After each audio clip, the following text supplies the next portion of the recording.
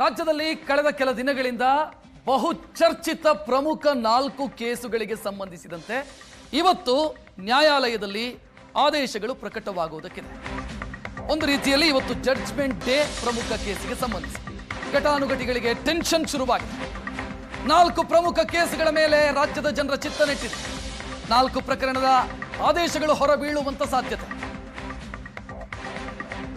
Judgment ಡೇಯಲ್ಲಿ ಮೊದಲ case ಮುಖ್ಯಮಂತ್ರಿ ಮೂಡಾ ಕೇಸ್ನ ಬಿ ರಿಪೋರ್ಟ್ ಅನ್ನು ಪ್ರಶ್ನಿಸಿ ಸಲ್ಲಿಸಿರುವಂತಹ ಅರ್ಜಿ, ದರ್ಶನ್ ಸಲ್ಲಿಸಿರುವಂತಹ ಮತ್ತೊಂದು ಅರ್ಜಿ, ಮಹೇಶ್ ತಿಮರೋಡಿ ಆಂಟಿಸಿಪೇಟರಿ ಬೇಲ್ ಸಂಬಂಧಿಸಿದಂತ ಮತ್ತೊಂದು ಅರ್ಜಿ, ಮತ್ತೊಂದು ಜಾಲಿವುಡ್ ಬೀಗ ವಿಚಾರ ಪ್ರಶ್ನಿಸಿದಂತ ಅರ್ಜಿ. ಒಟ್ಟು 4 ಪ್ರಮುಖ ಕೇಸುಗಳ ಬಗ್ಗೆ ಕುತೂಹಲ ಇದೆ. ಒಂದು, ಮುಖ್ಯಮಂತ್ರಿ ಸಿದ್ದರಾಮಯ್ಯ ಮೂಡಾದಲ್ಲಿ ಅಕ್ರಮವಾಗಿ ಸೈಟ್ ತೆಗೆದುಕೊಂಡ್ರು ಅನ್ನೋ ವಿಚಾರಕ್ಕೆ ಸಂಬಂಧಿಸಿದಂತೆ ತನಿಖೆ ಆಯಿತು. ತನಿಖೆಯಲ್ಲಿ ಮುಖ್ಯಮಂತ್ರಿಗಳ ಪಾತ್ರ ಇಲ್ಲ ಅಂತ ಬಿ ರಿಪೋರ್ಟ್ ಸಲ್ಲಿಕೆ ಆಯಿತು. ಆ ಬಿ ರಿಪೋರ್ಟ್ ಅನ್ನು ಪ್ರಶ್ನಿಸಿ ಸ್ನೇಹಮಯಿ ಕೃಷ್ಣ ಕೋರ್ಟಿಗೆ ಹೋಗಿದ್ರು. ಅದಕ್ಕೆ ಸಂಬಂಧಿಸಿದಂತ ಆದೇಶ ಇವತ್ತು ಪ್ರಕಟ ಆಗುತ್ತೆ.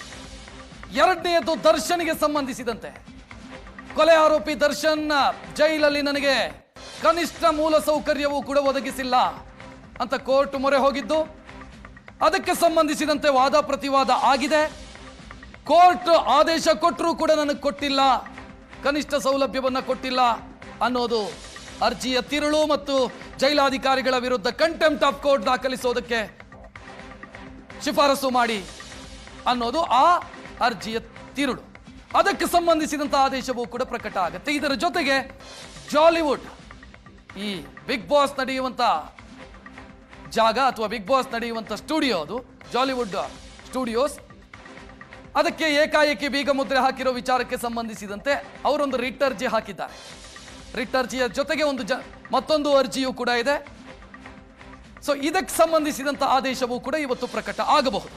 ಇನ್ನು ಮಹೇಶ್ ಶೆಟ್ಟಿ ತಿಮರೋಡಿ ಕೇಸಿಗೆ ಸಂಬಂಧಿಸಿದಂತೆ ಮಹೇಶ್ ಶೆಟ್ಟಿ ತಿಮರೋಡಿ ಸಲ್ಲಿಸಿರುವಂತಹ ನಿರೀಕ್ಷಣಾ ಜಾಮೀನಿನ ಅರ್ಜಿಗೆ ಸಂಬಂಧಿಸಿದಂತ ಆದೇಶವು ಪ್ರಕಟವಾಗುತ್ತೆ.